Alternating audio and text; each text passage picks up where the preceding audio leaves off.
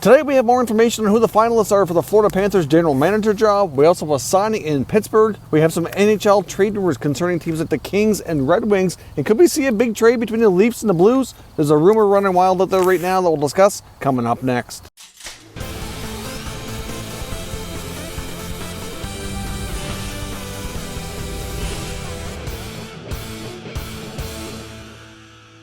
Welcome back to another video here at Top Shelf Hockey. As you can see, we're doing another outdoor video here. Of course, I'm down in one of our local parks with a nice backdrop of downtown behind me. Of course, it is kind of overcast and rainy, so hopefully we don't get too wet making this video here. So let's get into today's news. We have the latest update on the Florida Panthers GM job. We're apparently down to the 4 finalists. We heard earlier from the New York Post that Rangers assistant GM Chris Drury had withdrawn his application from the job to be considered, so he's not going to be in the running anymore. Not really sure the reasons why. I guess he probably preferred to stay in New York. Maybe he had concerns over the team, the direction, ownership. I have no idea. But either way, Drury, who I thought would be one of the leading contenders, due to the fact that he's been an up-and-coming general manager candidate, I thought he'd be one of the top contenders, but apparently he's not in the running. The 4 finalists are Peter Chiarelli, who I wasn't even sure was interviewed. So he's obviously in the mix there, along with broadcaster, former player Eddie Olczyk. He's in the mix as well. Same as Kevin Weeks, former goaltender, who was originally had played for the Panthers way back. And Scott Mellanby, of course, who's also has connections previously to the team. And of course, Mellanby currently works for the Montreal Canadiens. So those are your 4 finalists. We don't really have any kind of word on who might be having an edge over the others. They all have a different background, different scope of experience. So difficult to say. I'd really like to see a guy like Kevin Weeks get an opportunity myself.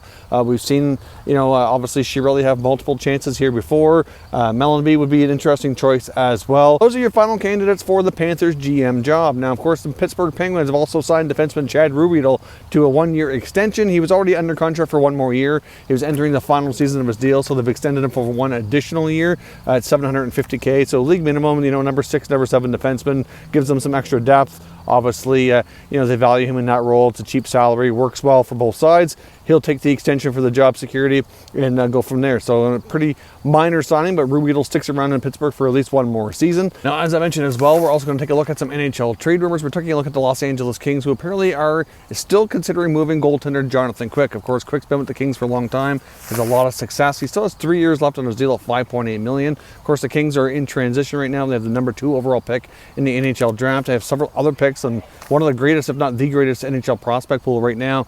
So they're clearly heading in a new direction. It's believed that the only real veterans that will stick around to go through this rebuild are Doughty and Kopitar, and everybody else is potentially, a tradable player. Now, Quick certainly, has a long pedigree, and certainly I think has played better than the team in front of him has at times, which is kind of, unfortunately hurts his stats. But there's certainly plenty of teams out there looking for an NHL experienced goaltender. Looking at teams maybe like Buffalo, who's goaltending is certainly unsettled. You've got teams like Chicago, who has question marks, with Crawford being an unrestricted free agent. Does he return? If not, they're going to be looking for a veteran probably to come in. You've also got Colorado, who with, are they going to run with Grubauer and Francouz longer? Difficult to say. And there's other teams too. Even a team like Carolina, for example. Not sure if they stick with Mrazek and Reimer. As we talked about a couple of days ago, the goalie market is going to be incredibly active. So Quick is another name to add to your list of players out there who could be moving in that position. So certainly another name here. Of course, like I said, a longtime veteran guy, but that 3 years at 5.8 is not going to be easy given his age, as well as his injury history. And like I said, I think the stats can be deceiving because I think at times he played extremely well for them. But unfortunately, the team in front of them didn't really get the job done as they were bottoming out here the last couple of seasons. So we'll see what happens with Jonathan Quick, but another player certainly to keep your eye on here, another veteran goalie who could find himself on the move this offseason. Now, I also want to take a look at some Detroit Red Wings possibilities.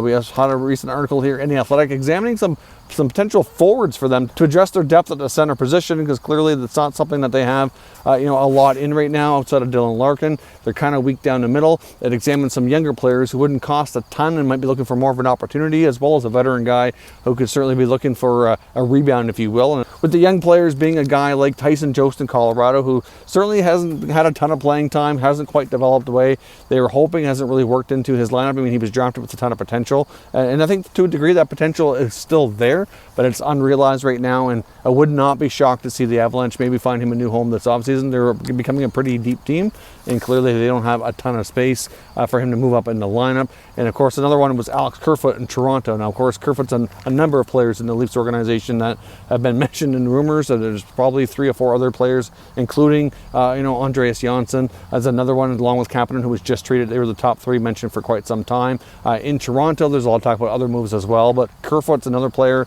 who kind of fits nicely, I think, in the third line with the Leafs. I think it's less likely he'd be traded compared to some of their other wingers because of the fact that he can play center and play the PK and whatnot, and did an okay job. I thought he had a pretty decent first year in Toronto myself, so it wouldn't be as... So it'll be a little bit more surprising if he is traded, but it depends on what the potential deal is. But I could see Detroit, taking a look at that as a possibility for him to play a little higher up in the lineup here. Obviously, at times he's shown his pretty good offensive skills, but certainly played more of a different role for the most part, at least with Toronto. Now, the other name they mentioned in the article looking at Detroit would be Kyle Turris out of Nashville. Now, they mentioned signing him as a UFA if Nashville buys him out. And I know Nashville has to make some hard decisions. They're going to be a team that's desperately looking to make some trades or some shake things up in that forward group. For the guys that they have in that lineup, they're just not producing anywhere nearly enough offense. And Kyle Turris is a player whose contract has been looked upon as being quite negative for some time. So could Nashville buy out Turris? It's a possibility, but they've shown in the past that that's not something they really like to do. They might try to find a way to rehabilitate him and get him going more and find a trade. But I mean, he still would have 5 years left. He would still have 4 years left on that contract. So it's certainly not all that favorable.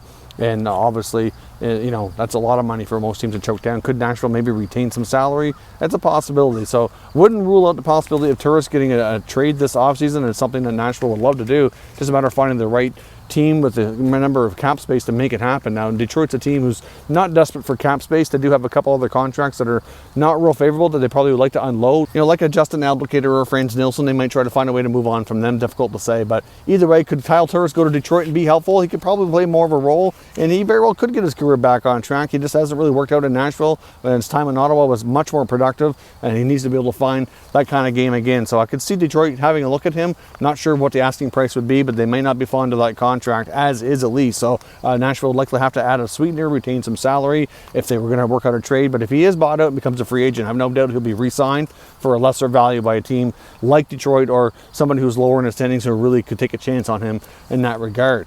Now, as I mentioned as well, there's a pretty significant rumor floating around out there between the Blues and the Leafs maybe working on a pretty significant trade that would involve defenseman Colton Parayko going to the Toronto Maple Leafs. I'm going to caution you, though, I'm not sure there's really much of anything to this. I've seen this rumor popping up on multiple sources. It seems to be kind of gaining some steam lately, but I haven't seen it come from a strong enough source to really suggest that there's a whole lot to it, but I've seen plenty of other people talking about it. I just wanted to weigh in and give my 2 cents. For obvious reasons, I think if the Leafs could trade for Parayko, it would be an awesome trade for them. There's no doubt. I mean, he's only 27. He's 6'6". He's got a couple of years left on his contract at a reasonable value, around $5 million. I mean, he's an ideal candidate for what they would need. So I have no doubt that they would even check in with St. Louis on him because of the fact that St. Louis is trying to sign Pietrangelo. They're tight to the cap. They need to move some money. I have no doubt at all that Dubas is probably at least making that phone call to see if he's available and what it would take. In those conversations, very well could be taking place. But the rumor was it was Parayko going to Toronto in exchange for Andreas Janssen, a young defenseman Timothy Liljegren, and that first-round pick they just picked up from Pittsburgh. Personally, I'm not sure. I mean, Parayko is a great defenseman. That might be a little bit much, though. Maybe there'd be something else included. I'm not sure, but that was the rumor going around. Like I said, I don't really want to put a lot of stock into this. I can understand the fact of why both sides, why different rumors would come up about either team maybe making that kind of trade. Totally makes sense. The Leafs are going to be linked to several defensemen until that blue line is sorted out because they clearly need a right shot defenseman, somebody who can play in their own end. Parayko was a force with the Blues winning the Cup last year. Then he's 6'6", 27, got a great contract. Of course, they would want him. I have no doubt they would be interested if the price was right and they could bring him into the fold. They have Justin Falk's contracts who's kind of anchoring things down. You got Pietrangelo who wants to stay. There was some talk that they have made him an offer, but it was nowhere near acceptable. I did see that somewhere, but we'll see how that goes. They still have, about 6 weeks or more to work out a contract extension. We'll see if they can do that. Pietrangelo and the Blues have both made it clear that they'd really like to find a way to make it work to keep him in the fold, but we're just not quite sure exactly how much of a hometown discount the captain is willing to take to stay in St. Louis and to make that happen. But could this trade happen? It's a possibility, but I just at this point, I just haven't seen it come from the right sources to say that there's actual real conversations that are, you know, not only A, taking place, but B, like, you know, getting some traction, gaining some momentum here. I mean, when it comes to Pietrangelo, though, I have seen some talks that the Winnipeg Jets should go after him as well if he hits free agency, and I totally agree that they should. Whether or not they could be successful, I don't know. But given the fact that the Dustin Byfuglien contract's off the books, they need help on the blue line. If they could, you know, even if they had to overpay a little bit, I think it would make sense for Winnipeg to kind of get back into the fold quickly here. With a revamped blue line would be what they need to kind of become more, you know, closer to being contenders that they were like just a year or two ago. So we'll see what happens with Pietrangelo if he does hit the market. I can see teams like Winnipeg and Toronto going after him as well. Toronto would have a hard time to make it work again, especially in free agency without something coming off the books. They'd have to have other trades going on to free up some space. I've seen that rumor. I mean, it seems like the Leafs have been linked to so many Blues defenders, but you know, like I said, it's probably unlikely, but at this point we can't rule anything out. It's so early. Lots of GMs are having conversations, so there's plenty to be had here. There's lots of conversations going to take place before we see, I think, a lot more activity. We had the Kapanen trade. We could see more trades between now and before the free agency and draft and all that kind of kicks in, but I wouldn't expect a whole lot. But we will see. But for right now, as far as Colton Parayko going to the Leafs, if you're a Leaf fan, I would not get your hopes up.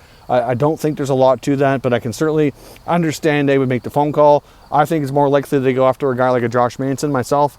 That, to me, makes more sense from Anaheim's perspective, that they would consider that. Or maybe go after a guy like a TJ Brody or something like that, Travis Hamonic in free agency. That's a possibility as well. They'd still have to move out another player, but they could do you know, somewhat of a salary dump with maybe one more winger, something to that effect to kind of make it work. But let me know what your thoughts are. Do you think there's any chance that the Leafs have to get Parayko? Is there anything to these rumors, or really are the Blues going to be able to find a way to sign Pietrangelo, keep Parayko, and maybe move out some other pieces that they need? To me, that makes more sense. I think we're going to see guys like Jake Allen, maybe Jaden Schwartz, Tyler Bozak, Alex Steen. They're the more likely candidates, in my opinion, for St. Louis to move out to keep all their blue line intact. But let me know what you think down below and we can discuss further. If you're new to the channel, consider subscribing and turning on your notifications so you don't miss any future content, and give this video a thumbs up if you enjoyed it. I'd appreciate it if you did. As always, thank you for watching, and I'll catch you next time.